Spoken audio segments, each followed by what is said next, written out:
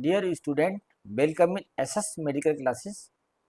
I am Dr. S.P. Singh, Senior Consultant, Autonomous State Medical College, Pilibhit. So, today I will discuss some important MCQ based on immunity and immunoglobulins. And these are often asked in NEET PG examination and MBBS university examinations. And they are also useful for NEET UG examinations. Question number 1. What are the number of paratopes? What are the number of paratopes in one IgM molecule? तो इस question को solve करने के लिए हमें क्या पता होना चाहिए? What are paratopes? Paratopes क्या है? So paratopes are antigen binding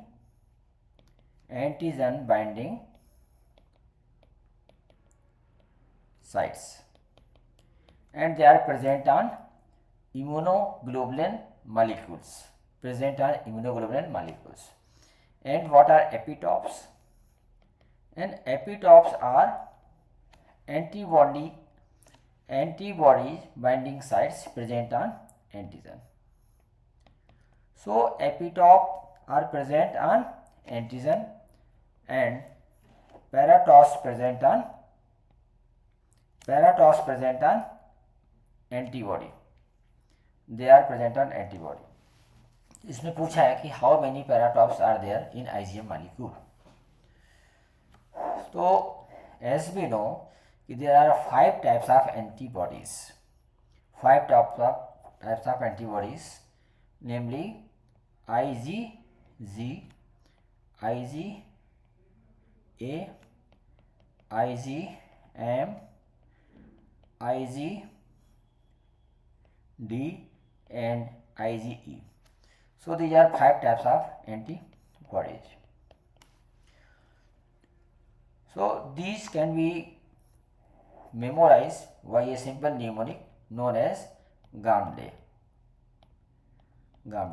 G for IgG, G for IgG, and A for IgA, M for IgM, D for IgD, E for IgE. Among these 5 types of immunoglobulins, Ig is most abundant and it is 75 to 80% of the total immunoglobulins, and A is 10 to 15%, and IgM is 10% of the total immunoglobulin, and IgD is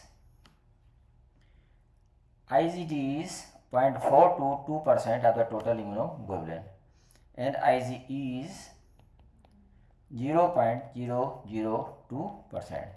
So IgE is least common and IgG is most abundant. Now if we will see the structure of a basic unit of IgG molecule, then we see कि the basic unit of immunoglobulin G molecule is bisept, and these two, जिसको हमने नीले colour से बनाया, ये क्या है? ये है इसकी heavy chains.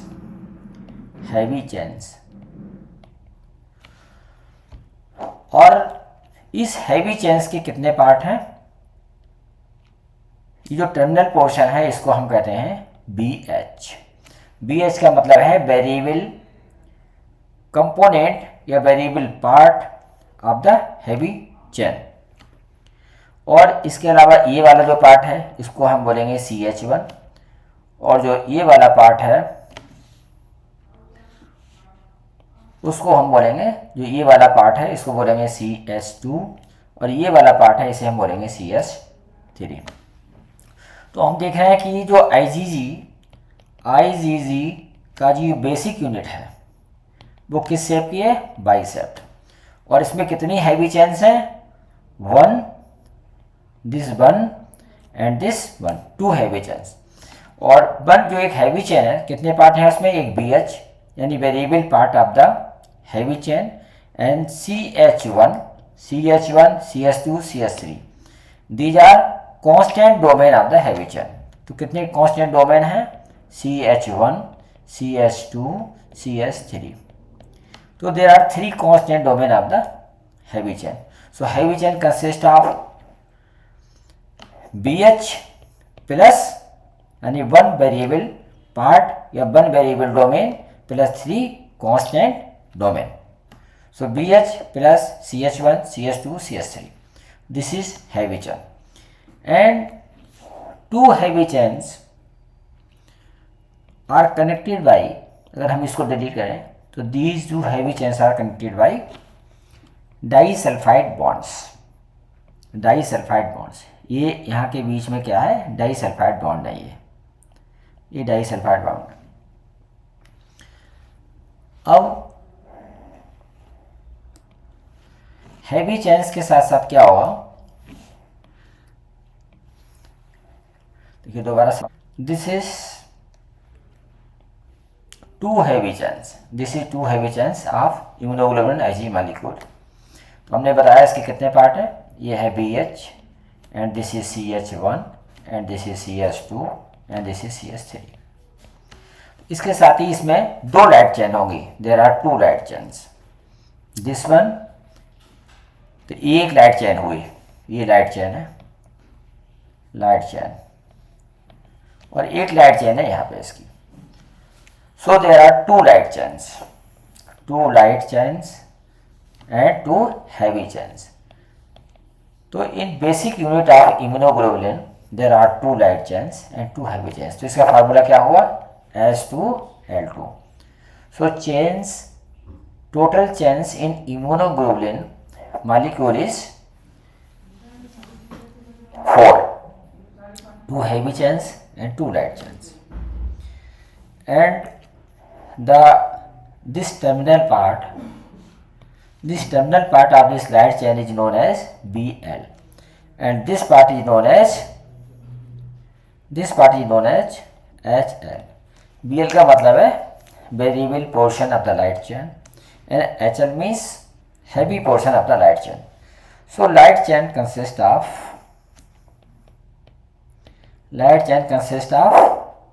BL plus HL, and this stem portion of the Y, that is 2 chains, 2 heavy chains form FC fragment, and FC fragment consists of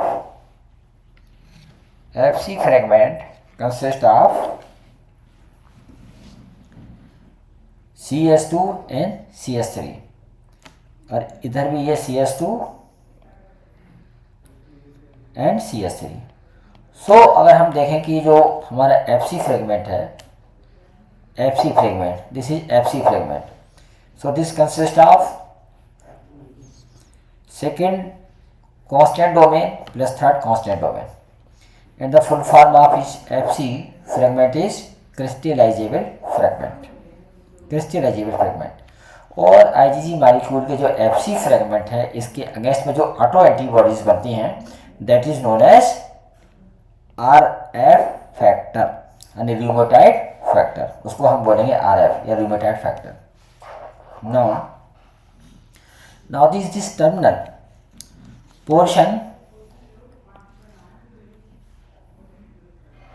like on the second side, this is BH and this is CH1.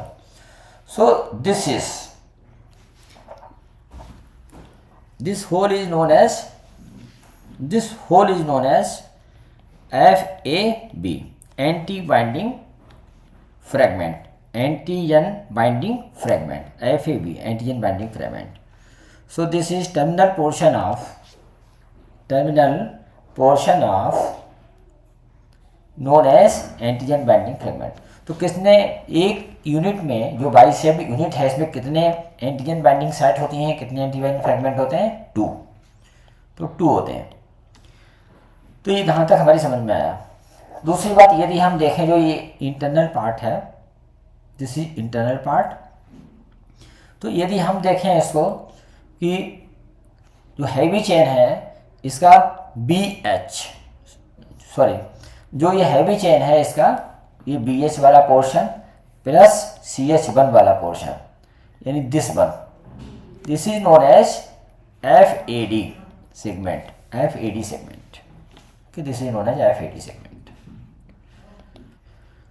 So this is general structure of immunoglobulin molecule. Immunoglobulins are chemically glycoproteins and they are also known as gamma globulin. Now we will see the immunoglobulin IgG exists as a monomer and IgA this exists as a dimer or monomer. इसका मतलब ये हुआ कि जो इसका जो functioning molecule है plus by and IgM, इसका जो एक फंक्शनल मॉलिक्यूल है उसमें जो बाइसेप्ट कितनी यूनिट होती हैं? By plus by plus by plus by plus by, यानी 5 यूनिट होती हैं. सो this is pentamer. IgM for mega. So IgM is mega molecule, means its functional molecule consists of 5 bisept units. And IgD, this exists as a monomer. And IgE, this also exists as a monomer. तो हमने देखा कि हमारी एक IgE, हमारा IgA और IgM. IgA exist as a dimer and IgM exist as a pentamer. और IgA यानी माँ क्या है, फार्मूला क्या है? माँ. तो माँ को छोड़कर जितनी भी हमारी इम्यूनोग्लोबुलिन्स है they exist as a monomer. So this is another important fact. And from this we can conclude that one bicep basic unit contains how many paratopes. Paratope का मतलब एंटीजन बाइंडिंग साइट्स, यानी FAB antigen binding fragment. कितने होते हैं? 2. So in IgM immunoglobulin M there are 5 bicep units. तो answer is 10. तो how many antigen binding sites will be in IgM? Answer will B 10. And how many antigen binding site will be in IgG? Answer will B 2. So IgG, IgD and IgE इन सभी में जो antigen binding sites होंगी वो कितनी होंगी? 2 antigen binding sites. अब अगर हम नंबर पूछें इनकी कितनी हमारी जो हैवी चेन्स होंगी, तो हैवी चेन्स देखते हैं. IgG में कितनी हैवी चेन्स होंगी? 2. कितनी लाइट चेन्स होंगी? 2. कितनी एंटीजन बाइंडिंग साइट्स होंगी? 2. IgD में heavy chains 2, light chains 2, antigen binding sites 2 because they exist as a monomer. IgM में heavy chains 10, light chain 10 and antigen binding sites 10. And IG में जो heavy chains 4, light chains 4, antigen binding sites 4. And in IgG heavy chains 2, light chains 2, antigen binding sites 2. So the answer of this question is 4th, that is 10. And very important fact, what are, एक चीज़ है उसको समझना है, क्या है वो? What is hinge?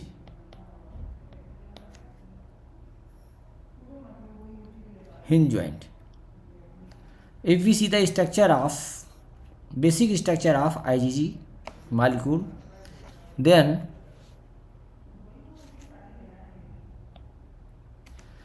these heavy chains are connected each other by covalent disulfide bonds. And light chains covalent disulfide bonds. So this region is known as hinge region. This region is known as hinge region. Hinge region. So hinge region किस में होता है, किस में नहीं होता है? ये किस में होता है? मी को छोड़ के मी यानी IgM and IgE. So this hinge region is absent in me. Me means this is absent in IgM and IgE and बाकी सभी में प्रेजेंट होता है. And this provide flexibility to bind antigen. So this is hinge region. बहुत सारे multiple choice के question इसी hinge region पे बेस्ड होते हैं.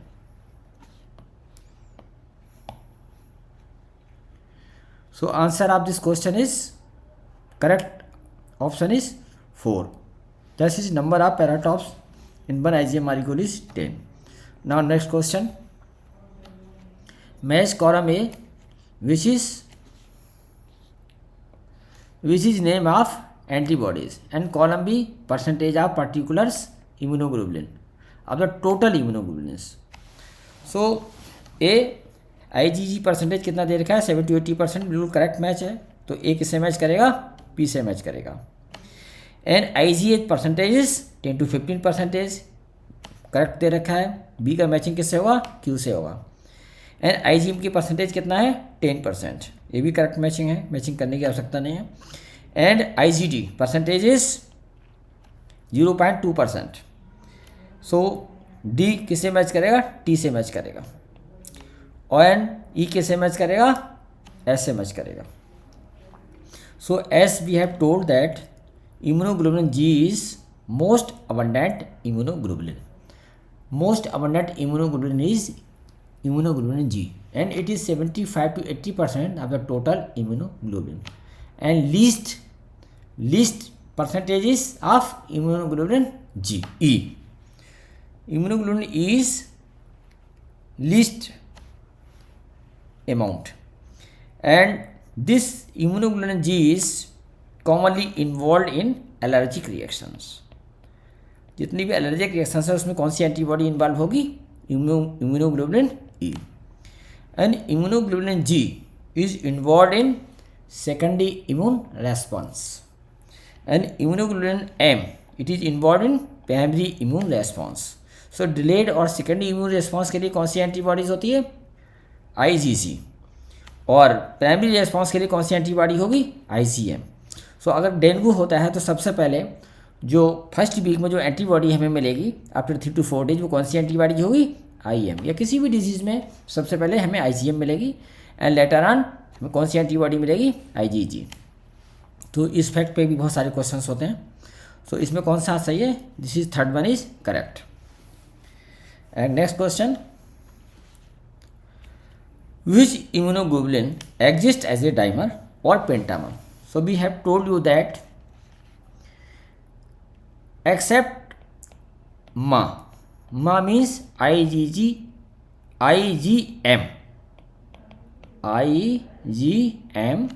and IgA. So IgG and IgE and IgD, they exist as a monomer, and IgM and IgA, they exist as a dimer or pentamer. तो M for mega, तो IgM exist as a pentamer. Pentamer का मतलब ये होगा कि इसके जो functional molecule है उसमें कितनी यूनिट इन्वॉल्व होंगी, 5 यूनिट, उसमें 5 यूनिट इन्वॉल्व होंगी. And this is J point, जहाँ ये मिलती हैं उसे हम J पॉइंट बोलते हैं. So IgM is a pentamer and IgA is a dimer. तो which is answer, IgG and IgM no, because IgM is a monomer. IgM and IgA no. हाँ yes, this exist as a pentamer. तो correct option is second one and this is wrong. Next question, which immunoglobulin have no hinge regions? no hinge regions. As I told you, the heavy chains are connected from each other by covalent disulfide bond. These are covalent disulfide bond, and this region is known as hinge region. Hinge region, and this hinge region is absent in Me. Me means immunoglobulin M, IgM and IgE. So what is the correct answer? Correct answer is second, Me. So this is the correct answer. Next question, how many epitopes are present in immunoglobulin IgM? क्या पूछा है? Epitopes. As I have told you, epitopes are present in antigens. Present in antigens. And तो antibodies पे क्या हुआ? पैराटॉप्स. पैराटॉप्स means antigen winding sites, यानी FAB, antigen binding fragment. So these are present on antibodies. Paratops are present on antibodies, and epitopes are present on antigen. क्या है? Antibody binding sites. So antibody किससे बनेगी? Antigen से. तो antigen पे क्या हुआ? Epitopes. So how many epitopes are present in immunoglobulin M? Answer will be 0. This question,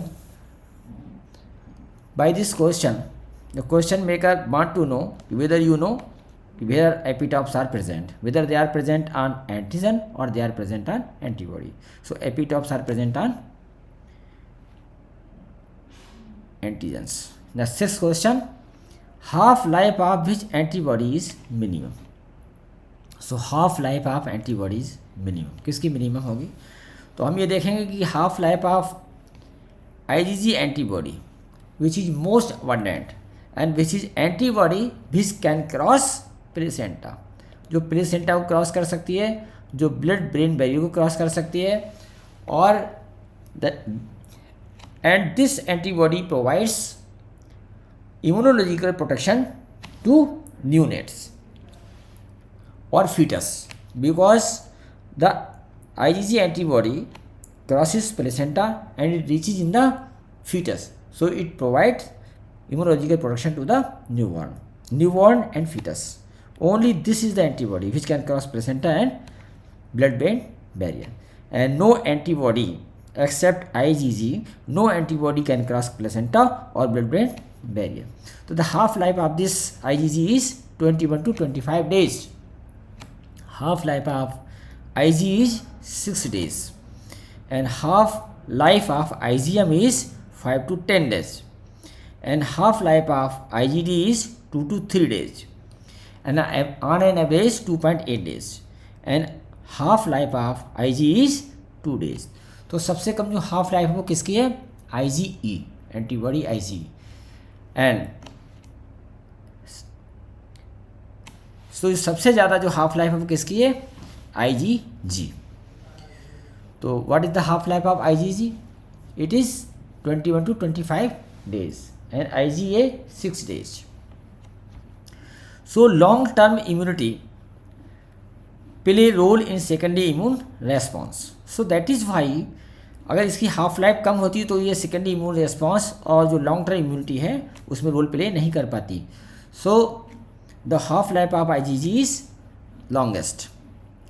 So long term immunity play role in secondary immune response, and it is why immunoglobulin G, only antibody which cross placenta and blood brain barrier and gives passive immunity to the newborn. अगर question पूछा जाता है कि which immunoglobulin provide passive immunity to the newborn, तो answer will be IgG. So what will be the answer? Answer is minimum किसका होगा? Half life of which antibody is minimum? Answer will be IgE. IgE. Fifth alternate is correct. Now question 7th. The antibody which crosses placenta and blood-brain barrier and give passive immunity to newborn. So as I told that it is the only antibody IgG which is most abundant, that is 75 to 80% of the total immunoglobulins, and its half-life is 21 to 25 days. Hence it provides long immunity in secondary immune response, and it is the only antibody which crosses placenta and provides passive immunity to the fetus and newborn, and it also crosses blood-brain barrier. So it is the only antibody IgG, and it plays role in secondary immune response. It provides secondary immune response, and it is most abundant, and it exists as a monomer. अगर हम ये बात करें कि इसकी जो heavy chains हैं, किस एंटीबॉडीज़ की हैवी चेन्स में किससे बनी होती हैं, एक नज़र इस पर भी डालते हैं, इस पर भी बहुत सारे क्वेश्चन आते हैं. सो इसमें आंसर क्या होगा? आंसर होगा इसमें IgG. First alternate is the correct answer, IgG. Now heavy chains अगर हम देखेंगे तो IgG में कौन सी हैवी चेन्स होंगी? Gamma heavy chains. And IgA में कौन सी होगी? Alpha heavy chains. तो on the basis of presence of heavy chains the classification of immunoglobulin has been done. So IgG have gamma heavy chains, IgA alpha heavy chains, and IgM have mu. M for mu or M for mega. This has mu chains.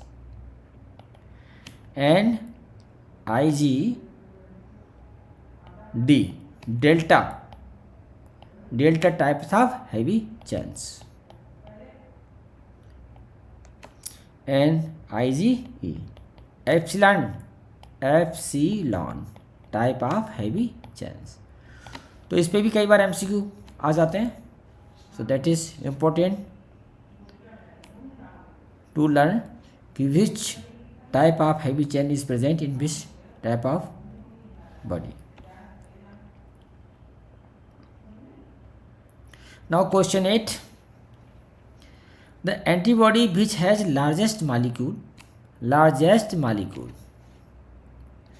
antibody which has largest molecular weight found in blood as a soluble pentameric structure, और blood में soluble pentameric structure के रूप में पाई जाती है, appears first or earlier in response to infection with 10 antigen binding sites, paratops.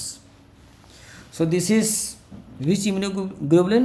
So this is IgM. Highest molecular weight exists as a soluble pentameric structure M for mega, and so there are 5 bi subunits and there are 2 antigen binding site in one unit.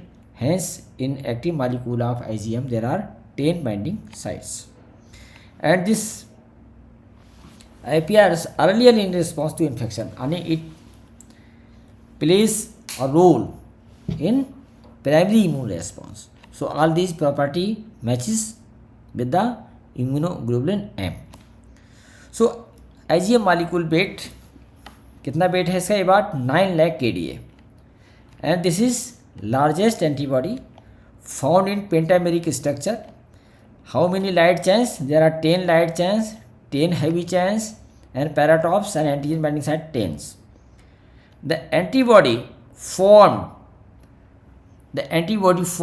in response to infection यानी primary immune response, and serum concentration is 0.5 to 2 milligram per deciliter, and it is 10% of the total immunoglobulin consists of new type of heavy chains. So this is all about immunoglobulin M. So what is the answer? Third alternative is correct. Next question, which immunoglobulin protects newborn in postnatal period and can cross, और उसमें भी जो antibody का जो FC fragment है केवल वही cross कर पाता है, not FAB.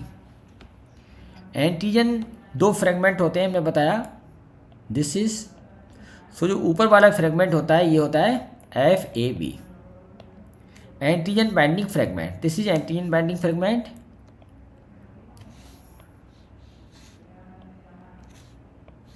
This is, so this is heavy chains, ये हैवी चैन्स हैं, this is light chains, light chain,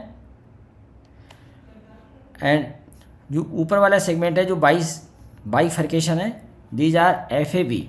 FAB का मतलब है एंटीजन बाइंडिंग सेगमेंट। जो नीचे वाला है जो स्टेम है, this is FC fragment.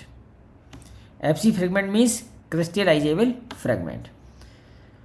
So this only this can cross placenta, and this is basic structure of IgG molecule, and इसमें भी हमारा जो FAB वाला से फ्रेगमेंट है, this can not cross placenta, only FAC fragment can cross placenta.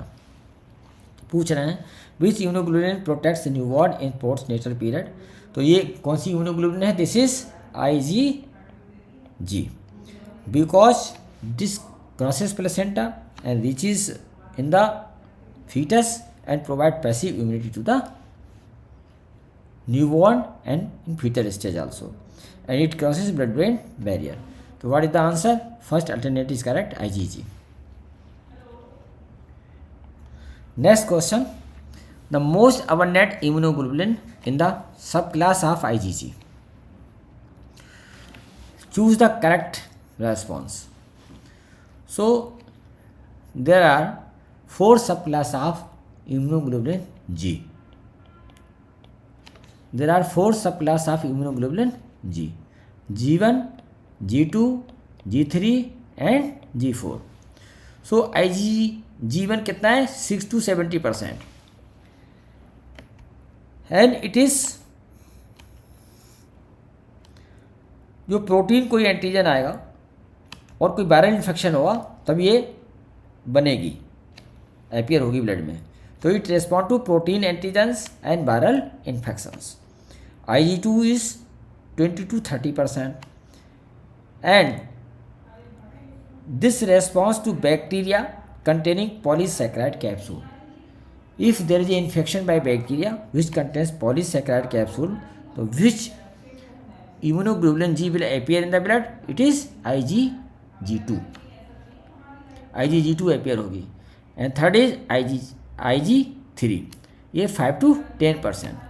So this appears in the blood in viral infections and complement activation. Viral infections complement activation. And IgG4, it is 1 to 3%. Chronic antigen exposure, जहाँ chronic antigen exposure होगा वहाँ आपको IgG4 मिलेगा, such as parasitic infestation, allergy और immunotherapy and IgG4 related diseases. तो IgG4 related disease कौन कौन से हैं? such as autoimmune pancreatitis. Question ये भी हो सकता है which of the following is IgG4 related disease? Answer है autoimmune pancreatitis. So autoimmune pancreatitis में कौन सी एंटीबॉडीज मिलेगी? IgG4, it is 1 to 3%। एक ट्रेंड आप देख रहे हैं कि Ig1 is most abundant and IgG4 is least, ये लीस्ट का, तो which is most abundant? It is IgG1। कब मिलेगी? In response to protein antigens and viral infections, and in response to autoimmune pancreatitis, which antibody will appear in the blood? IgG4. Next question is assertion है, assertion all immunoglobulins are not antibodies. All immunoglobulins are not antibodies. What all antibodies are immunoglobulins? Reason क्या है? Those immunoglobulins which are soluble, जो soluble हैं, they present in blood or extracellular fluid and called antibodies. यानी those immunoglobulins which are soluble and present in the blood or extracellular fluid, they are called antibodies. And those immunoglobulins which are present on the B cell surface or on the membranes are called BCR. उनको हम BCR कहते हैं, B cell surface receptors बोलेंगे. क्या बोलेंगे? B cell surface receptors. और MLG, membrane immunoglobulins, MLG बोलेंगे. MLG तो जो soluble present in the blood or extracellular fluid, they are known as antibodies. Those immunoglobulin, तो इसका बिल्कुल करेक्ट आंसर है. तो इसमें कौन सा असर्शन, कौन सा सही है? First. Assertion and reason both are correct and R is the correct explanation of A. So that is why all antibodies are immunoglobulin. यानी जो ब्लड में रहेंगी या एक्स्ट्रा सेलुलर फ्लूइड में रहेंगी वो एंटीबॉडीज़ कहलाएंगी इम्यूनोग्लोबुलिन. लेकिन जो इम्यूनोग्लोबुलिन्स हमारी सेल सरफेस पे हैं हम उनको एंटीबॉडीज़ नहीं बोलेंगे, हम क्या बोलेंगे? BCR बोलेंगे या बेस BCR are called B cell surface receptor. उन्हें हम रिसेप्टर बोलेंगे, एंटीबॉडीज़ ना कह के रिसेप्टर बोलेंगे. तो all immunoglobulins are not antibodies. केवल वही एंटीबॉडीज़ होती हैं जो ब्लड में सॉल्युबल स्टेज में या एक्स्ट्रासेलुलर फ्लूइड में सॉल्युबल स्टेज में पाई जाती हैं. जो सेल मेम्ब्रेन का पार्ट होती हैं उन्हें MLG कहते हैं, यानी मेम्ब्रेन इम्यूनोग्लोबुलिन्स कहते हैं, या फिर BCR कहते हैं, एंटीबॉडीज़ नहीं बोलते हैं. So that is why first alternative is correct. And question number 12. Which antibody is present in highest amount and participate in secondary immune response, crosses blood-brain barrier and placenta? तो answer is IgG. Highest amount में present होती है. तो अगर हम ये concentration देखें इसका serum concentration, normal adult serum concentration, IgG concentration कितनी होती है? 650 to 600 milligram per decilitre and IgA 40 to 350 milligram per decilitre. और जो हमारी IgG है रोल क्या है? It plays role in secondary immune response, long term immunity and crosses placenta and blood brain barrier. No IgG antibodies. So IgA antibodies, it's serum concentration is 40 to 350 milligram per decilitre and it provides mucosal immunity and present in body secretions such as nasal secretion, vaginal secretion and milk. तो IgA A for अम्मा यानी कि milk, जो mother milk होता है उसमें कौन सी एंटीबॉडी होगी? उसमें IgA होगी. वेजाइनल फ्लूइड में कौन सी होगी? IgA होगी.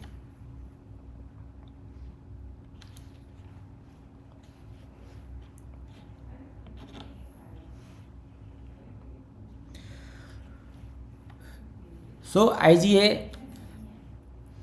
provide mucosal immunity यानी mucosa associated immunity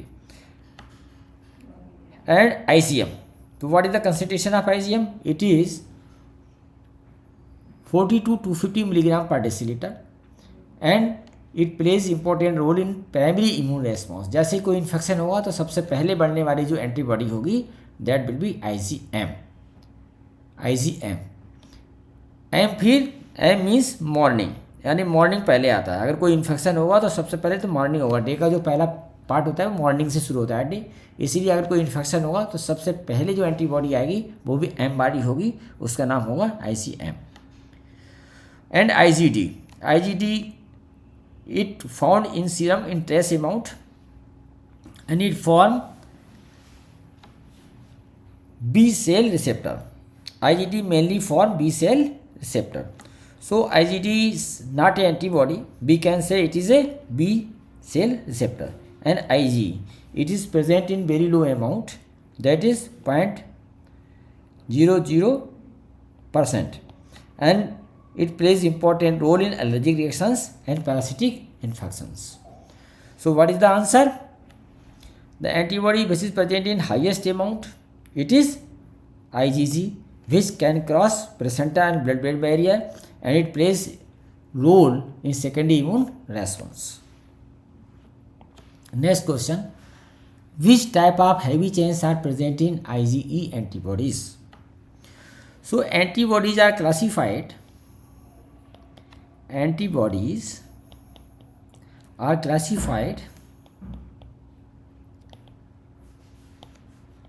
on the basis of type of heavy chains. What is the question? Which type of heavy chains are present in IgE antibodies? So IgG gamma chains, IgA alpha chains, and IgM mu chains, and IgD delta chains, and IgE epsilon chains.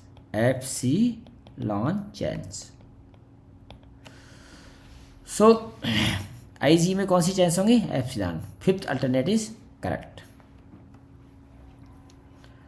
So this is given. Antibodies are classified on the basis of type of heavy chains and the peptides. So IgG gamma chains, IgA alpha peptides, and IgM mu chains, IgD have delta chains, and IgE have epsilon chains. All immunoglobulins are chemically glycoproteins, as I told you, and also called gamma globulins, and secreted from fully differentiated B lymphocytes or B cells, and there are two types. So immunoglobulins are of two types, soluble or secretory. कौन सी है? IgA. It is present in nasal secretions, GIT mucosa, vaginal, oral, and saliva, etc., and membrane bound receptors. So immunoglobulins are present as a membrane bound receptors known as MLG or surface IG. इसे बोलेंगे हम surface immunoglobulins. Examples क्या हैं? Especially on B cell called BCR or B cell receptors. So answer is epsilon. Now next question. Immunoglobulin present in tears, saliva and mucus or colostrum and milk. तो IgA, जो IgA है, this is secretory antibiotic. Secretory immunoglobulin है. This is secretory immunoglobulin. So this is present in tears, saliva and mucus and colostrum and milk. This is IgA. तो correct answer is second. And next question.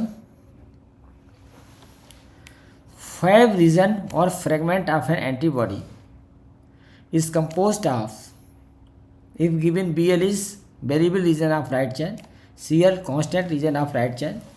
अच्छा, it is given. तो question पूछा है कि तो fab reason है, fab reason और fragment of N antibody is composed of, किसका बना होता है? सो फैब का मतलब क्या हुआ? फैब का मतलब हुआ एंटीजन बाइंडिंग साइट्स या एंटीजन बाइंडिंग फ्रेगमेंट. सो जैसा पहले बता चुके हैं कि जो बाइसेप्ट होता है molecule, and this upper, this is light chains, these are heavy chains, and these are light chains. So this is known as FAB, antigen binding fragment. तो this is made up of, ये light chain जो heavy chain है उसका ये BH है, और जो ये लाइट चेन है इसका ये BL है, BH का मतलब है variable part of heavy chain and this is variable part of light chain and this is Cl means constant portion of the light chain and this is CH1. क्या है CH1? Constant domain of the heavy chain, first constant domain of the heavy chain. So FAB is consist of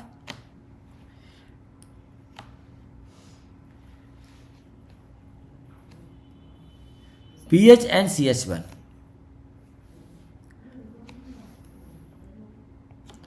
तो it is consist of FAB, BH and CH1, यानी कि variable portion of the heavy chain plus first constant domain of the heavy chain plus variable portion of the light chain and constant portion of the Cl.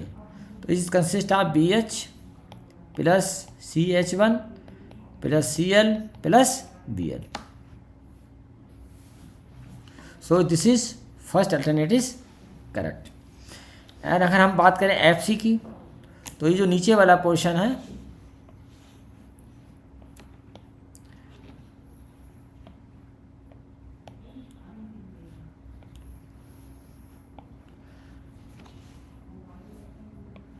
अगर हम ये बात करते हैं ये, तो ऊपर वाला तो पोर्शन FAB होगा, जो नीचे वाला पोर्शन है यानी कि CH2 and CH3, this portion is known as FC fragment, both side का CH2 and CH2, this is known as CH3, this is known as FC fragment as shown in this figure. This is FC fragment.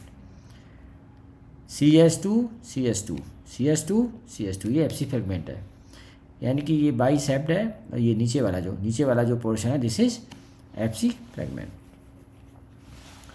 दूसरा what is so BH and CH1 it is known as FD fragment. Now this is structure. ये heavy chains हैं, heavy chains में ये portion कौन सा है BH, ये कौन सा है CH1, और इसमें ही ये लाइट चेन्स होती हैं. ये दिस इज लाइट चेन्स का ये Bl, ये Cl. सो केवल हम इधर का देखें, अगर ये वाला पोर्शन, दिस वन पोर्शन, केवल इतना ही इधर का और इधर का, तो ये होता है FAD फ्रेगमेंट. यानी FAD फ्रेगमेंट होता है BH प्लस CH1, यानी variable domain of the heavy chain plus first constant domain of the heavy chain. And BH CH1 Bl और Cl यह है FAB fragment, antigen binding fragment.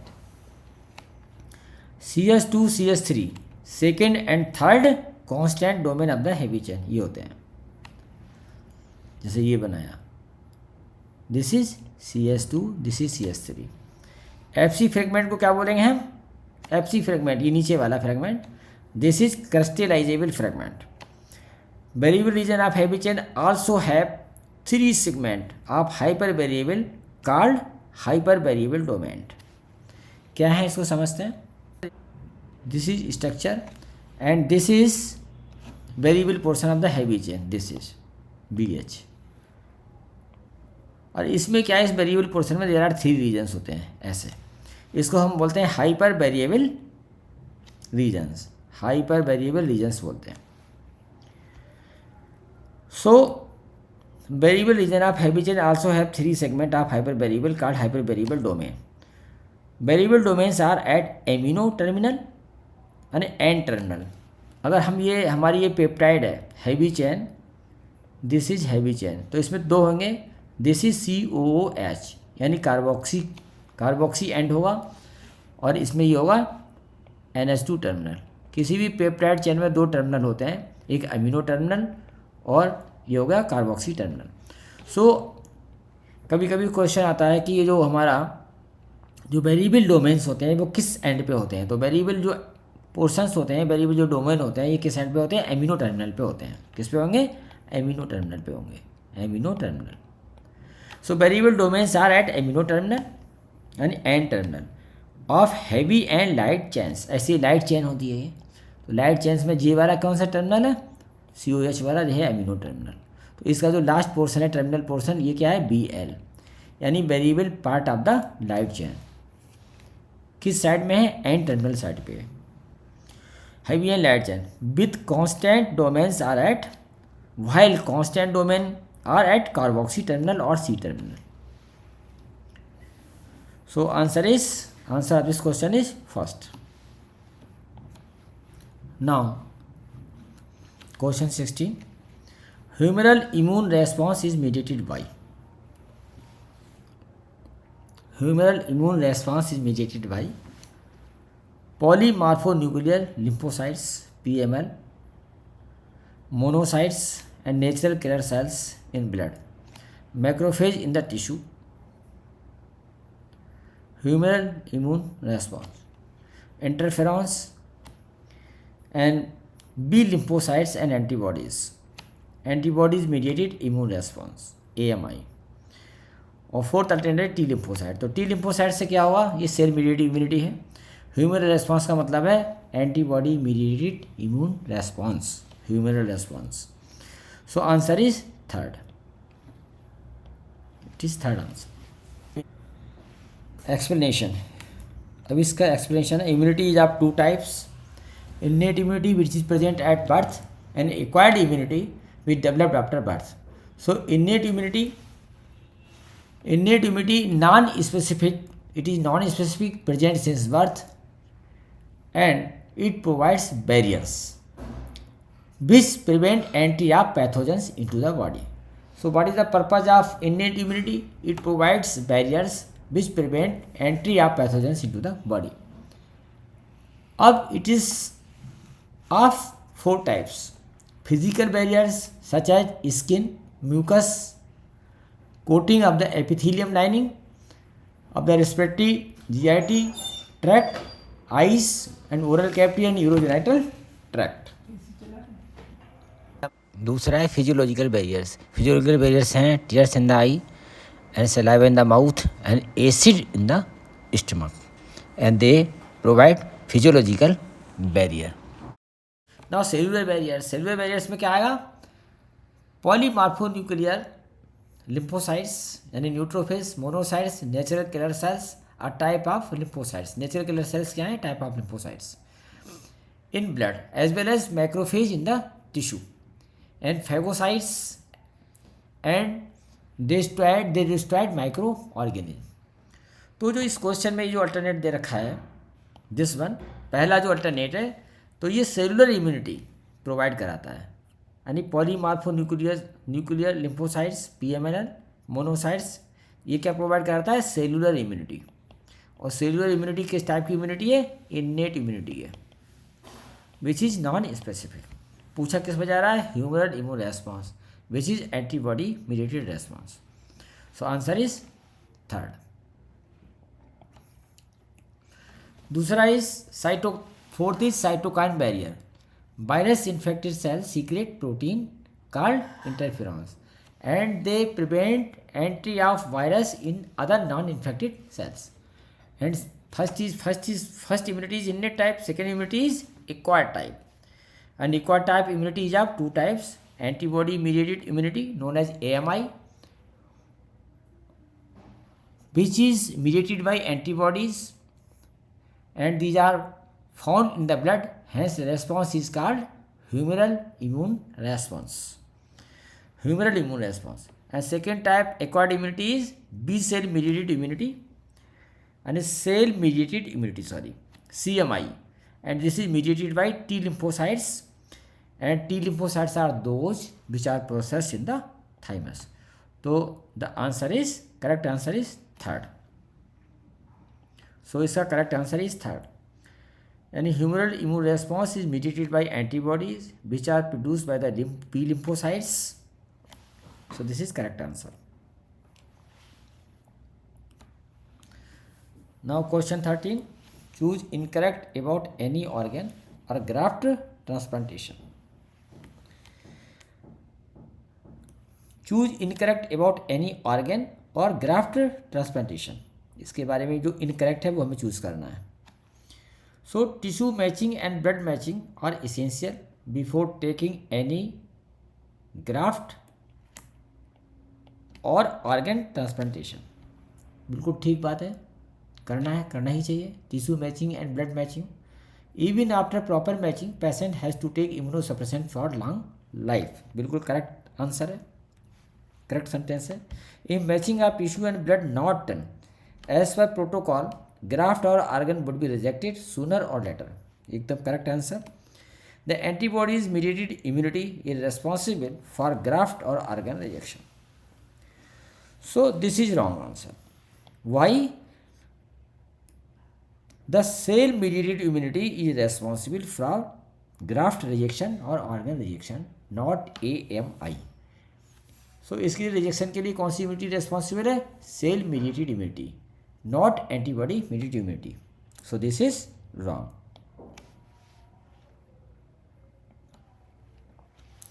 The antibodies are represented by the antibodies are represented by S। तो जो इसमें हमें chains के बारे में, तो हमें पता है कि 2 हैवी चेन्स 2 लाइट चेन्स, तो first answer is correct. So there are 4 polypeptide chains, this is heavy chains, 2 heavy chains and these are 2 light chains, and this portion is known as BL, variable domain of light chain, and this is known as CL, constant portion of the light chain, and this is known as BH, heavy domain of light chain, and this is known as CH1, first constant domain of the heavy chain, and this is known as CH2, CH3, यानी second and third constant domain of the heavy chains, and these are disulfide bond, covalent bond, and these make hinge region. So how many light chains? 1, 2 light chain. How many heavy chains? 1 and 1, 2 heavy chains. So formula is H2L2. Next question, how many of the following are primary lymphoid organs? Primary lymphoid organs कितने हैं? And how many are secondary lymphoid organs, और कितने secondary lymphoid organs हैं? जो organ दे रखे हैं इसमें choose करना है कितने प्राइमरी कितने सेकेंडरी हैं, choose from below. So bone marrow primary lymphoid organ, यानी जो हाँ हमारी T सेल्स जो हैं, lymphoid organs are those organs where our जो लिम्फोसाइट्स आर, जहाँ डेवलपमेंट होगा लिम्फोसाइट्स का, where development of lymphocytes occurs and differentiation and development occurs. So bone marrow is a primary organ, thymus is primary organ, pairs patches of small intestine, secondary lymphoid organ, spleen, lymph node and tonsils and appendix, all these are secondary lymphoid organ. So how many primary lymphoid organ? 2. So primary lymphoid organ are 2 and secondary lymphoid organ are 5, total कितने? 7, 1 2 3 4 5 6 7. So 2 are primary lymphoid organ, bone marrow and thymus. Answer is 4th is correct. Now primary lymphoid organs, bone marrow का function क्या है? Main primary lymphoid organ है, bone marrow is main primary lymphoid organ, and all blood cells including lymphocytes are produced in the bone marrow. The thymus is the lobed structure located between the breastbone, जो breast beneath the breastbone, जो breast bone है सीने की हड्डी इसके नीचे होती है thymus. The thymus is lobed structure located beneath the breastbone and maximum size at puberty. इसका जो साइज है मैक्सिमम कब होगा? प्यूबर्टी पे होगा. मैक्सिमम इम्यूनिटी एट प्यूबर्टी, और मैक्सिमम इम्यूनिटी कब होगी? प्यूबर्टी पे होगी. Then reduces in size and replaced by fat and connective tissue. Puberty के बाद इसका साइज कम होता जाएगा और लास्ट में फैट एंड कनेक्टिव टिश्यू में रिप्लेस हो जाएगी. In primary lymphoid organ immature lymphocytes are differentiated in primary lymphoid organs. जो शुरू में जो lymphocytes बनती हैं तो कैसी होती हैं? immature होती हैं. So immature lymphocytes are differentiated and mature into antigen responding or sensitive lymphocytes. इसे कहेंगे development. So in primary lymphoid organ immature lymphocytes are differentiated and mature into antigen sensitive or antigen responding lymphocytes. This is called development. After maturation, they migrate to secondary lymphoid organ. Secondary lymphoid organs are pairs patches of the small intestine, spleen, lymph nodes, tonsils, appendix, and provide site for interaction with antigen. Lymphocytes proliferate and becomes effector cells. Processing of lymphocytes into the effector cells. Spleen का काम क्या होगा? Contains mainly lymphocytes and phagocytes. Spleen में phagocytes होती हैं, lymphocytes होती हैं mainly. Acts as a filter of blood by trapping blood borne micro organism. So blood borne जो माइक्रो ऑर्गेनिज्म है वो किससे फिल्टर होंगे? स्प्लीन से. Acts as a reservoir of erythrocytes, और इरिथ्रोसाइट्स के रिजर्वायर का काम करेगा स्प्लीन. लिम्फ नोड्स क्या है? Trap micro organism and antigen from lymph and tissue fluid. So lymph and tissue fluid के जो भी माइक्रो ऑर्गेनिज्म होंगे वो कहाँ जाएंगे? लिम्फ नोड में. ब्लड के कहाँ जाएंगे? स्प्लीन में. सो answer is 4. Answer is 4. Now question number 20. तो हमने देखा कि जो हमारे प्राइमरी लिम्फाइड ऑर्गन्स है वो कौन से? बोन मैरो है and bone marrow and thymus. So in primary lymphoid organ what happens? Immature lymphocytes are differentiated and mature into antigen responding or sensitive lymphocytes. So there is a development. The development occurs in the primary lymphoid organs, and after maturation they are shifted to the secondary lymphoid organs. अब secondary lymphoid organs कौन कौन से हैं? They are tonsils है, appendix and spleen and lymph nodes. अगर कोई भी infection micro organism यदि हमारे ब्लड में होगा तो उसे कौन ट्रैप करेगा? उसे स्प्लीन ट्रैप करेगी. इफ़ कोई भी माइक्रो ऑर्गेनिज्म विच कोई भी इन्फेक्टिव एजेंट अगर हमारा टिश्यू में होगा या फिर लिम्फ में होगा या टिश्यू फ्लूइड में होगा, वो कहाँ ट्रैप होगा? वो लिम्फ नोड में ट्रैप होगा. So these are important points. Now question number 20. Mesh column A, method of induction of immunity, and column B, type of immunity. Choose the correct option. A वाला alternate हम देखेंगे तो A में क्या है? Mucous coating of the epithelium lining of the respiratory tract, gastrointestinal tract and urogenital tract. तो this provide innate immunity. Innate में भी कैसा? Physical barrier. तो किस में दे रखा है ये दे रखा है ए का रिलेशन किससे होगा? क्यू से. ए का क्यू से रिलेशन होगा. और बी में saliva in the mouth, acid in the stomach and tears in the eyes. जब भी कोई इन्फेक्टिव ऑर्गेनिज्म हमें ओरल कैविटी में जाएगा, स्टमक में जाएगा या टीयर्स में जाएगा तो फिजियोलॉजिकली क्या होगा? किलिंग होगी. तो ये तीनों चीज़ें प्रोवाइड करेंगे इन्नेट इम्यूनिटी फिजियोलॉजिकल. तो बी का रिलेशन किससे होगा? पी से होगा. C vaccination followed by formation of antibodies. ये क्या है? आर्टिफिशियल वैक्सीनेशन दे रहे हैं, नेचुरल नहीं है. Artificial active immunity. तो सी का रिलेशन किससे होगा? सी का होगा एस से. और डी है foetus receive IgG from mother through placenta during pregnancy. और इंजेक्शन टेट ग्रो में क्या होगा? प्री फॉर्म्ड एंटीबॉडीज होती हैं. तो चाहे तो फीटस मदर से रिसीव करे और चाहे हमें बाहर से प्री फॉर्म एंटीबॉडीज दें. ये कैसे आएंगी? Passive immunity. तो डी का रिलेशन डी का मैचिंग किससे होगा? टी से होगा. डी का टी से होगा. और ई का natural infection followed by antibody formation. तो ये नेचुरल एक्टिव इम्यूनिटी है. तो ए का क्यू से, बी का पी से, सी का आर से और डी का टी से और ई का आर से, सी का एस से. तो क्या आंसर होगा इसमें? इसका आंसर होगा third alternative correct. Next question 21 question. Which antibodies degranulate mast cell. तो कौन सी एंटीबॉडी डिग्रेडेट करती है मास्ट सेल को? IgE. और क्या निकलता है? Histamine and serotonin.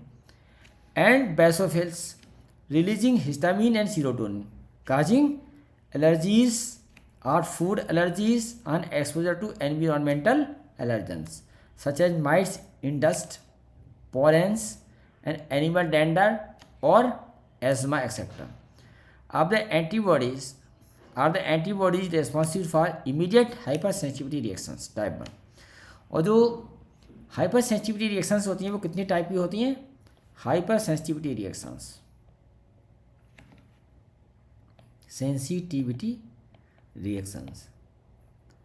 ये कितने टाइप की होती हैं? Type 1, type 2, type 3 and type 4 और 5. तो ये जो टाइप 1 की होती हैं इसे हम इमीडिएट टाइप की हाइपरसेंसिटिविटी रिएक्शंस कहते हैं. These are mainly allergies and anaphylaxis. So they are antibody mediated. कैसी होती हैं? एंटीबॉडी मीडिएटेड होती हैं. कौन सी एंटीबॉडी इसमें रोल प्ले करती है? IgE basically. एंड टाइप 2 तो पूछ रहा है कि विच एंटीबॉडी डिग्रेडेट मास्ट सेल्स, यानी जो एलर्जिक रिएक्शंस है इसमें कौन सी एंटीबॉडी इन्वॉल्व होगी? तो आंसर विल बी IgE. क्या आंसर होगा? IgE. IgG और IgM किसके लिए रेस्पॉन्सिबल होगी? Hyper sensitivity reactions type 2 and 3 के लिए रेस्पॉन्सिबल होती हैं और ये टाइप 1 के लिए रेस्पॉन्सिबल होती है. तो answer is 2. Now next, so we can look this slide. Immunoglobulin IgE is the primary antibody responsible for type 1 or immediate hypersensitivity reactions, commonly known as allergies and anaphylaxis. These antibodies bind to mast cells and basophils, triggering the release of inflammatory mediators like histamine upon exposure to allergens. Now हम देखेंगे कि antibodies by hypersensitivity type, किस type की hypersensitivity reaction में कौन सी antibody involve होगी. तो type 1 hypersensitivity reaction known as immediate hypersensitivity reaction, IgE antibody, this is IgE mediated, such as pollen, food allergy, asthma, urticaria and anaphylaxis. Now type 2 hypersensitivity reaction is cytotoxic. Antibodies, which antibodies are involved? IgG and IgM. So this is IgG and IgM mediated. Example, blood transfusion reaction. Blood transfusion reaction is type 2 hypersensitivity reaction, which is cytotoxic type, IgG and IgM mediated, and drug induced hemolytic anemia. Type 3 is immune complex mediated. Which antibodies are involved? IgG and IgM. Example क्या है? Serum sickness and lupus. Type 4 hypersensitivity reactions are known as delayed hypersensitivity reactions and these are T cell mediated and no antibody is involved. So this is sufficient for this question. Next question is, what is main function of innate immunity? Main function of innate immunity is to prevent entry of microorganism into the body. To prevent entry of microorganism into the body.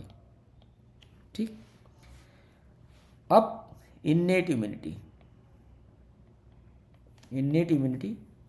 What is innate immunity? It is immunity present since birth. Since birth. And it is non-specific immunity. Non-specific immunity. ठीक. कितने type की होगी? Physiological. एक तो physical barrier, it provides mainly barrier provides करती है जिससे कि हमारी बॉडी में कोई भी इन्फेक्टिव माइक्रो ऑर्गेनिज्म एंट्री ना कर पाए.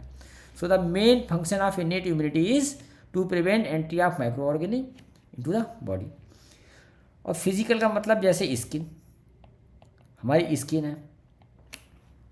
दूसरा, mucus associated with epithelium lining gastrointestinal tract, urogenital tract, oral cavity, vagina. And physiological जैसे saliva present in the mouth, tears in the eye or stomach present in the stomach, acid present in the stomach. It destroys microorganism, hence provide innate immunity. And next is cellular.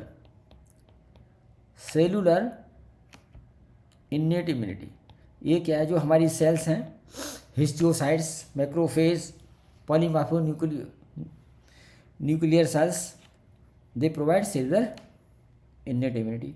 And next is cytokine in type of innate immunity. Some viral cells infect cells and they secrete interferons, and this interferons prevents entry of new viral particles to the non-infected cells. So this is innate immunity. This is present since birth and non-specific. The main function is to prevent entry of microorganisms into the body. So second option is correct. Next question, which of the following are examples of physiological barrier in the innate immunity? Physiological barrier, तो acid in the stomach, saliva in the mouth, tears in the eyes, ये किस प्रकार का example है? This is innate immunity का example है physiological. So this is the example of physiological, क्योंकि हमारे माउथ में जो सलाइवा है ये क्या करेगी, जैसे कोई इन्फेक्टिव ऑर्गेनिज्म जाएगा वो उसको किल करेगी. वही टीयर्स का काम है और वही एसिड इन द स्टमक का काम है. So it provides physiological innate immunity. Skin and mucus में coating of the GIT, urogenital respiratory tract, it provides physical barrier. It provides physical barrier. So it provides physical type of innate immunity. Polymorphonuclear cells, monocytes, natural killer cells, they provide cellular immunity.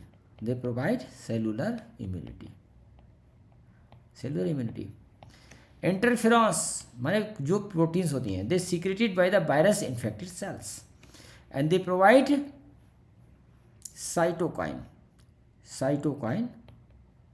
innate immunity. ठीक है, तो 4 type की immunity provide करते हैं. The correct answer is option second. Next है match the column A with column B. Column A इसमें दे रखा है, कॉलम बी में तो फिजिकल बैरियर क्या है? स्किन. ठीक. फिजियोलॉजिकल बैरियर क्या है? Acid in the mouth. Cellular barrier क्या है? न्यूट्रोफिल्स. और साइटोकाइन बैरियर क्या है? Interferons. So these are type of, in column A there are type of innate immunity which are mainly barrier, and these are the examples. So which is correct? ए का 2 से match करता है तो ये ए का 1 से कर रहा है, 4 से कर रहा है, तो ये तो है नहीं. अब ए का 2 से कर रहा है, या 1 है या 2 है. अब बी का देखते हैं. बी की मैचिंग है किससे? 1 से. तो बी का 1 से है, दोनों में ही दे रखी है. सी का एक में 4 एक में 3. सी में 4 न्यूट्रोफिल्स. सो कौन सा ठीक है? First one is correct. Next question, which of the following statement is true about innate immunity? It is non-specific. It is present since birth. बिल्कुल करेक्ट है. Present since birth. It includes different type of barriers such as physical, physiological, cellular, cytokine. ठीक है, ये third C sentence है ये. It mainly prevents entry of microbes into the body. D is also correct. It involves the production of antibodies. This is wrong. So which of the following statement is are true about innate immunity? तो all statements are correct about innate immunity except E. तो answer is 4th. यानी it is non specific, it is present since birth, correct है. It includes different type of barriers such as physical, physiological, cellular and cytokine, and it is also correct. D, it mainly prevents entry of microbes into the body. It is correct. It involves the production of antibody. This is incorrect. So correct option is 4, all except E. Good question. Next is, what does the primary immune response indicate? Primary immune response से क्या मतलब है? Memory response to pathogen. No, memory तो बाद में बनेगी. It is incorrect. immunological response to pathogen encountered for the first time. So this is the correct answer. जो primary immune response होता है वो बहुत अर्ली रिस्पॉन्स होता है at first contact of the pathogen. So this is correct. And intensified response during subsequent infection. So this is intensified response during subsequent infection. This is secondary immune response. This is secondary immune response. Activation of cytokine barrier. This is wrong. So primary immune response indicates immunological response to pathogens encountered for the first time. Primary immune response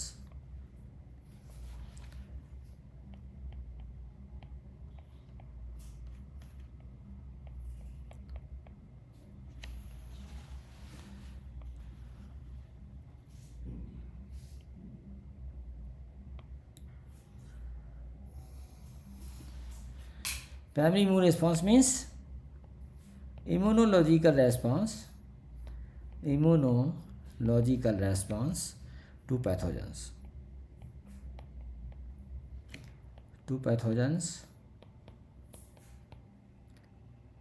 main line है encountered for the first time.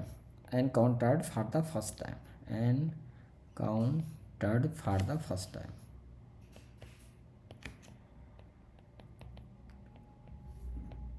Encountered for the first time. Now next question is, what type of immunity is mediated by T lymphocytes? So T lymphocyte immunity mediated by T lymphocytes. There are two types of immunity. One is AMI, antibody mediated immunity, and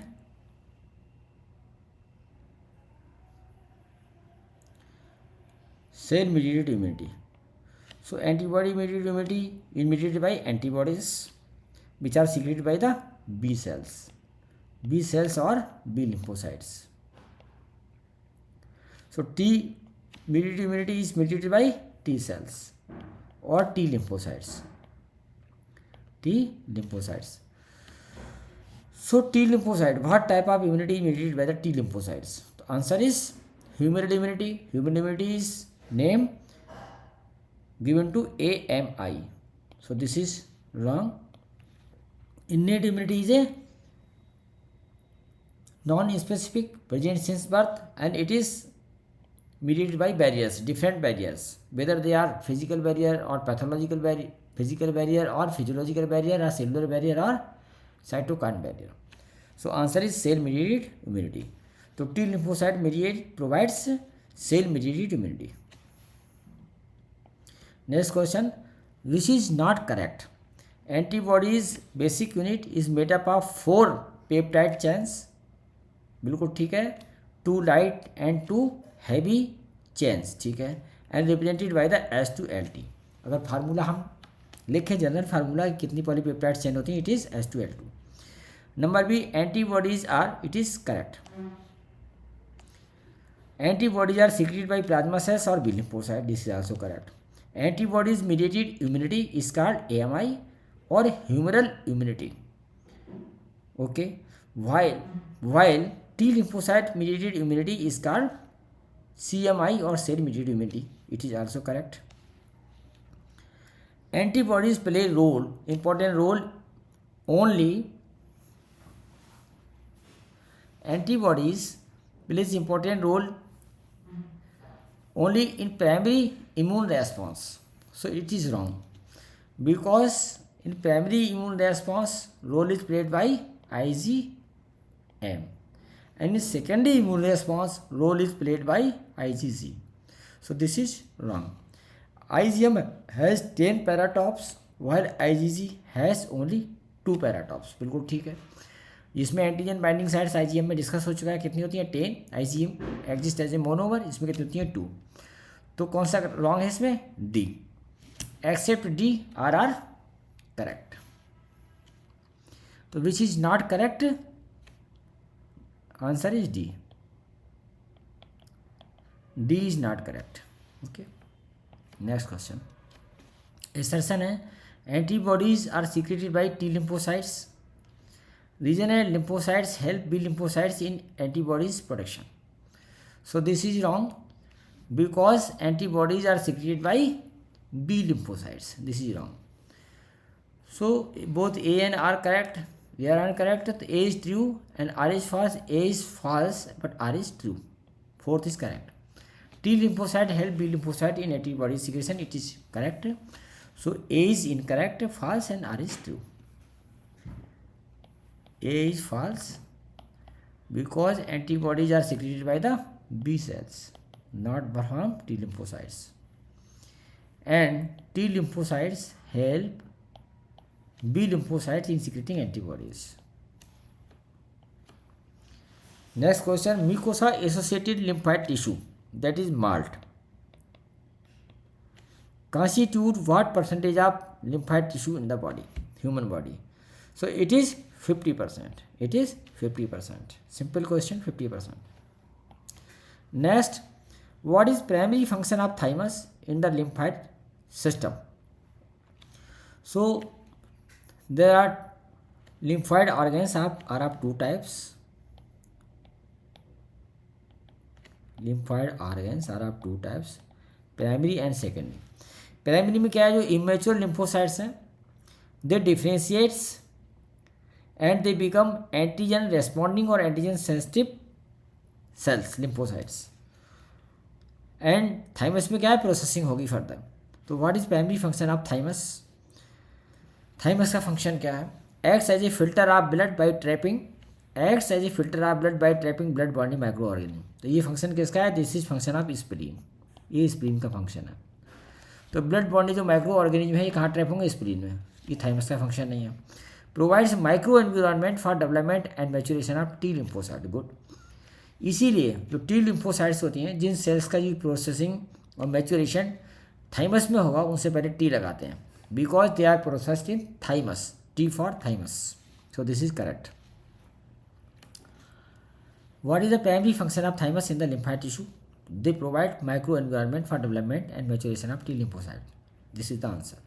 It mainly contains lymphocytes and phagocytes and large reservoir of the erythrocytes. ये किसके बारे में? Spleen के बारे में. Spleen. So spleen contains mainly lymphocytes and phagocytes, and spleen is a large reservoir of erythrocytes. Formation of blood cells including lymphocytes. Formation of blood cells ये किसका काम है? बोन मैरो का. Bone marrow is a primary lymphoid organ. और bone marrow के अलावा और कौन सा है? थाइमस. तो thymus and bone marrow are primary lymphoid organ. And in bone marrow formation of all types of blood cells take place including lymphocytes. And in spleen contains mainly lymphocytes and phagocytes, and large spleen is a large reservoir of erythrocytes. And spleen also acts as a filter of blood by trapping blood-borne microorganisms. So the correct answer is second. Thymus provides microenvironment for the development and maturation of T lymphocytes. Next, which of the following is primary lymphoid organ? So primary lymphoid organ क्या है? Bone marrow and thymus. तो correct answer is both. Primary lymphoid organ. Primary lymphoid organ कौन कौन से होते हैं? 2. Bone marrow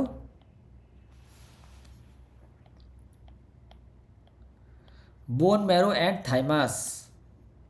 thymus. Secondary lymphoid organs कौन कौन से होते हैं? सेकेंडरी लिम्फॉइड ऑर्गन्स स्प्लीन, जितनी भी हमारी लिम्फ नोड्स हैं, all the lymph nodes, tonsils जो माउथ ओरल कैविटी में होते हैं, और Peyer's patches of the intestine, Peyer's patches. तो ये हमारे, और appendix. So these are secondary lymphoid organ.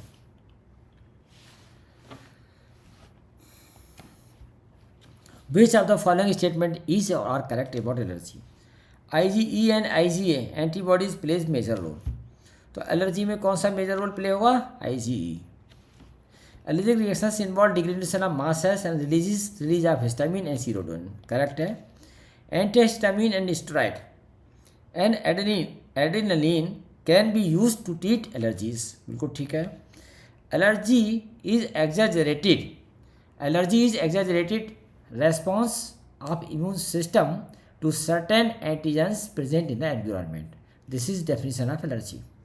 Allergy is exaggerated immune response to certain antigens present in the environment. So answer, the alternate A is wrong because only IgE antibodies play major role in allergy. Allergy के बारे में पूछा है, not IgA. So all of these no, only B, C, D. So this is correct. Only A, B, D wrong क्योंकि A गलत है. Only B, C ये गलत है. तो correct answer is 2. Next question. Choose mismatched. IgE antibody produced as a result of exaggerated immune response. IgE antibody produced as a result of exaggerated immune response to certain environmental antigens. ठीक है, इसीलिए ये allergy में role play करती है. Histamine release during allergic reactions, एकदम ठीक है, मैचिंग ठीक है. Auto antibodies and auto immunity cause immune response in auto immune disease, ये भी ठीक है. Bone marrow and thymus secondary lymphoid organ, this is wrong, this is mismatched because bone marrow and thymus are primary lymphoid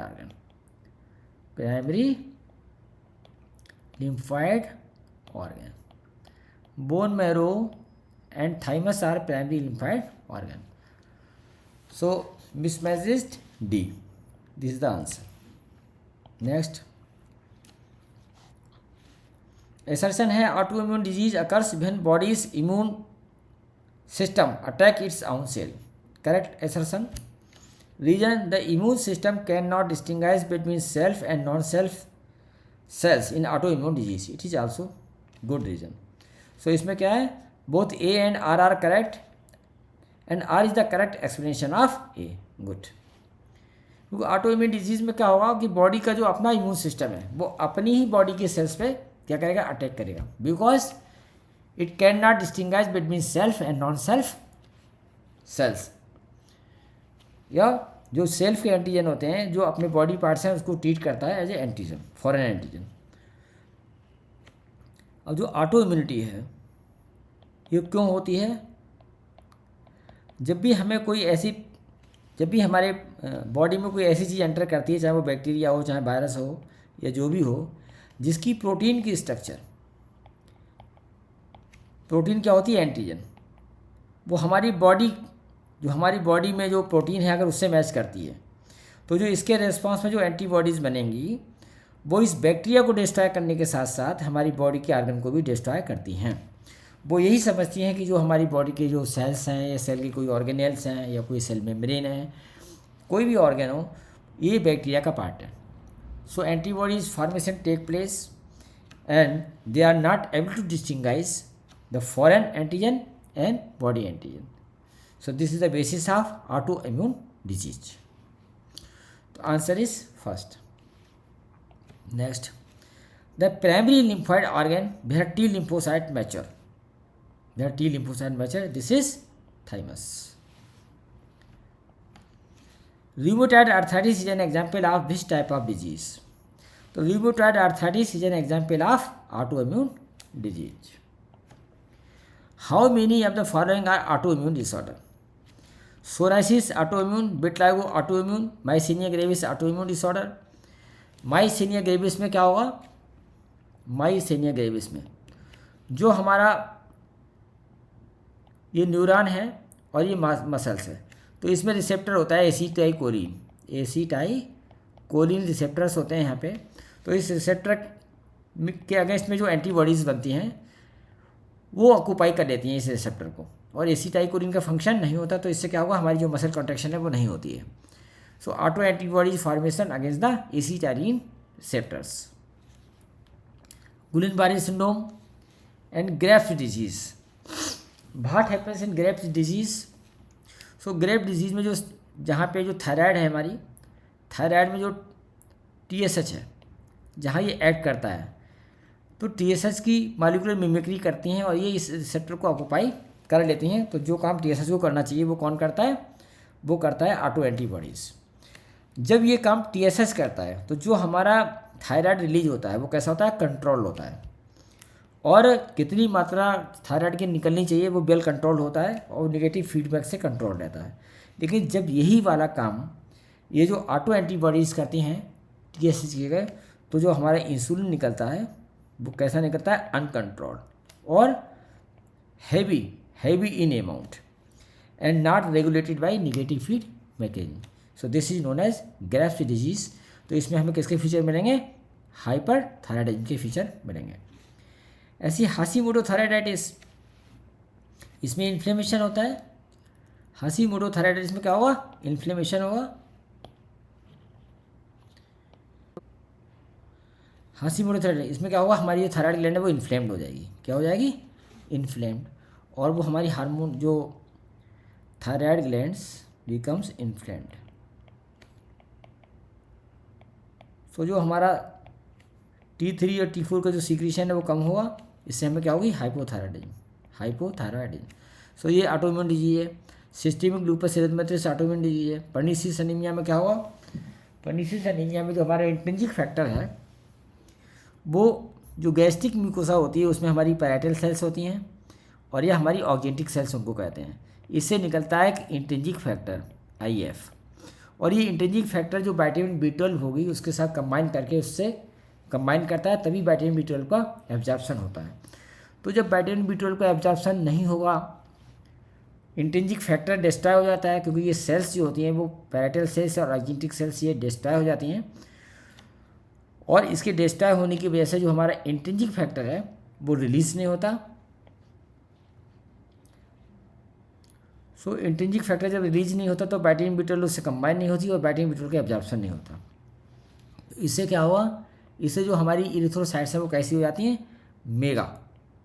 mega erythrocytes हो जाती हैं, और हमें जो एनीमिया डेवलप होती है उसे क्या बोलते हैं? Pernicious anaemia. तो पर्निशियस एनीमिया कैसी हो गई? ये हो गई मेरी autoimmune disease. So this is Graves disease, Hashimoto disease, systemic lupus और पर्निशियस एनीमिया ऑटोइम्यून डिजीज है। Multiple sclerosis, what happens in multiple sclerosis? जो एंटीबॉडीज़ बनती हैं वो CNS प्लस स्पाइनल कॉर्ड के जो न्यूरॉन्स होते हैं उसमें क्या हो जाता है? मायलिन शीथ है वो डिस्ट्रॉय हो जाती है, और जो हमारे नर्व फाइबर्स होते हैं उसमें क्या बन जाता है? बीच बीच में जो पैचेज बन जाते हैं ये। तो ये मल्टीपल स्क्लेरोसिस है, ये ऑटोइम्यून डिजीज है। रूमेटॉइड आर्थराइटिस में जो ऑटो एंटीबॉडीज़ बनती हैं, इससे क्या होता है? इससे जो हमारी जो जॉइंट होती हैं वो इरोजन होता है, जॉइंट इरोजन और कार्टिलेज डिस्ट्रक्शन होता है। तो इससे क्या होगा? फंक्शन लिमिटेड हो जाएगा और जॉइंट में स्वेलिंग डेवलप कर जाएगी। This is also autoimmune disease. Acute rheumatic fever. So what happens in acute rheumatic fever? There is a group A streptococcal infection. Group A streptococcal infection, usually ये कहाँ होगा? Throat में होता है, इसे हम कहेंगे स्ट्रेप थ्रॉट। और इससे 3 से 4 सप्ताह बाद क्या होगा कि there is a inflammatory response in the body. Post streptococcal infection there is a inflammatory response in the body, और ये रेस्पॉन्स किस ऑर्गन को इफेक्ट करेगा? हमारी हार्ट को इफेक्ट करेगा। हार्ट क्या होगा? कार्डाइटिस, पैनकार्डाइटिस होगी, हार्ट के वाल्व्स इसमें अफेक्टेड होंगे, और साइडेनहैम्स कोरिया होगी, और स्किन क्या होगा? इरिथमा मार्जिनेटम। स्किन में जो लीजन होंगे उसे क्या बोलेंगे? इरिथमा मार्जिनेटम। तो ये हमारा जो है रूमेटिक फीवर हो गया, ये ऑटोइम्यून है। बुल्लस पेम्पिगॉइड ये भी ऑटोइम्यून डिजीज है। पेम्पिगस बल्गेरिस ऑटोइम्यून डिजीज है। गुड पास्च्योर सिंड्रोम ऑटोइम्यून डिजीज है। बेसिड सिंड्रोम इसे रिएक्टिव आर्थराइटिस भी कहते हैं, ऑटोइम्यून डिजीज है।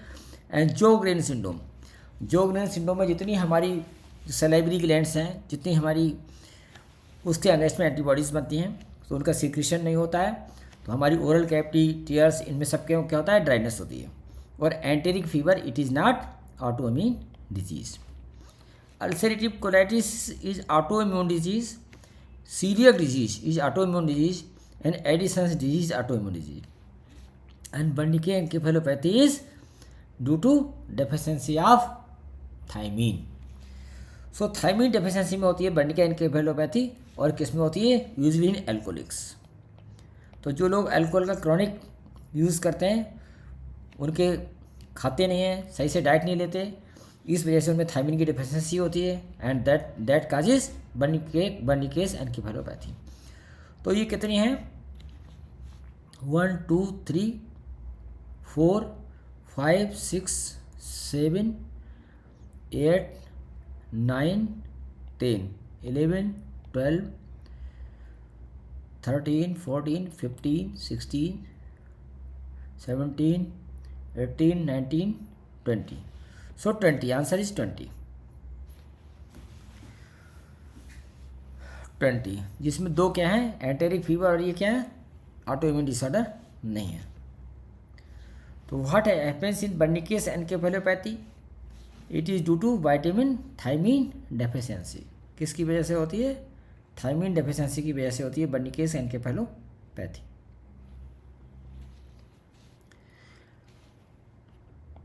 Next question, which chemical is primarily released during allergic reactions. So allergic reactions में कौन सी एंटीबॉडी इन्वॉल्व है, IgE। Which antibody is involve in allergic reactions, IgE। कहाँ ये एक्ट करती है, मास्ट सेल्स पर। मास्ट सेल्स क्या रिलीज होता है, इसका डिग्रेडेशन होता है मास्ट सेल्स का, and there is a release of histamine and serotonin. So what is the answer, answer is A and B। Next question, which type of antibodies are produced during an allergic reaction, answer is IgE। now which of the following statement is correct, vaccination introduces live pathogens into the body। so in vaccination,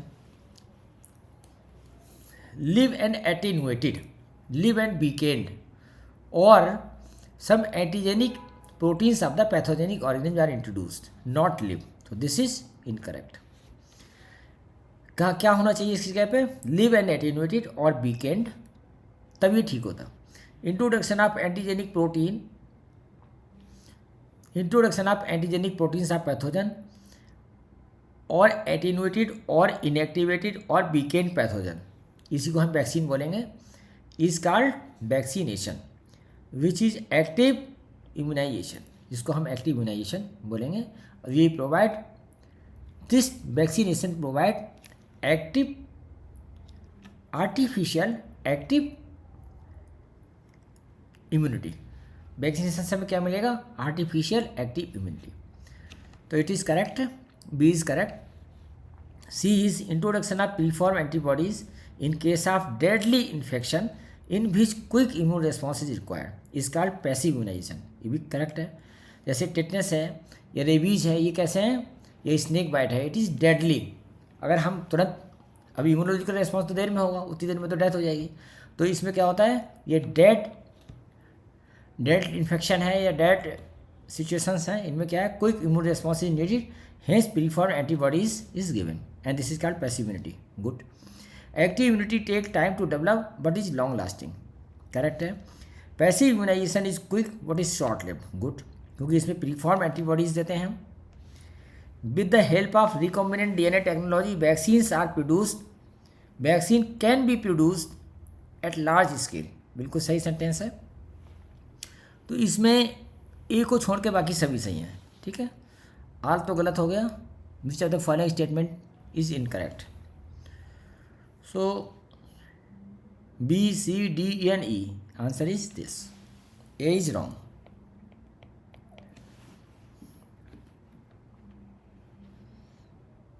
next question,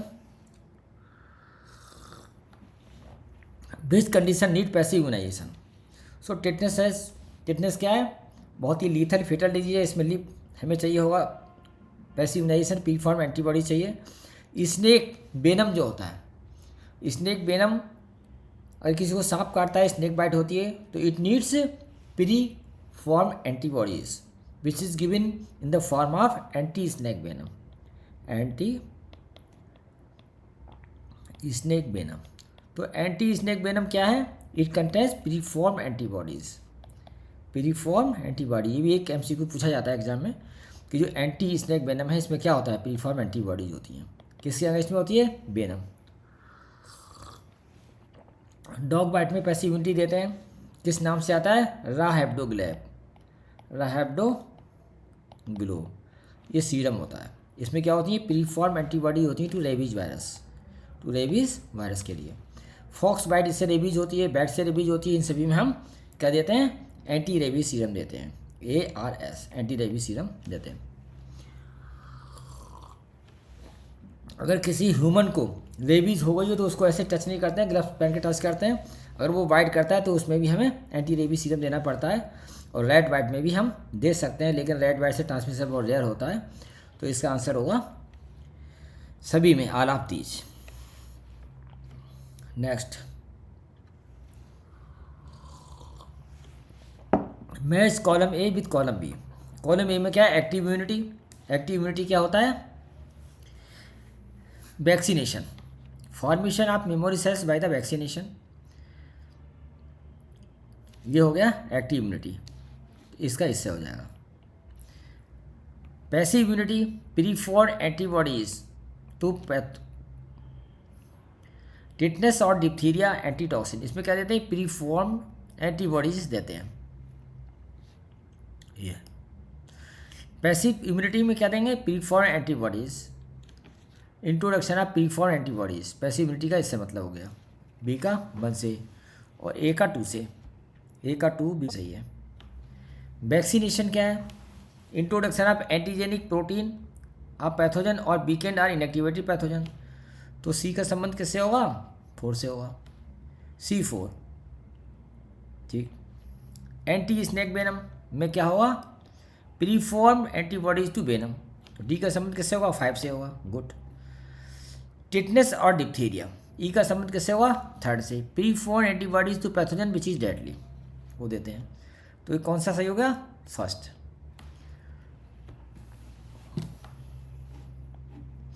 next question, which type of immunisation is used in snake bite. Passive immunisation, क्योंकि snake bite में हम क्या देते हैं, snake bite क्या है, deadly phenomena, तो इसमें हम क्या देते हैं, pre form antibodies, pre form antibodies देते हैं in the form of anti snake venom, anti snake venom, ASV, anti snake venom की फॉर्म में प्री फॉर्म एंटीबॉडीज देते हैं, ठीक। Next, so these are the all MCQs which are based on immunity and immunoglobulins. If you like the content, then like the video and subscribe the channel so that you will get the video at earliest whenever I load any new video. And thanks for watching and keep on watching.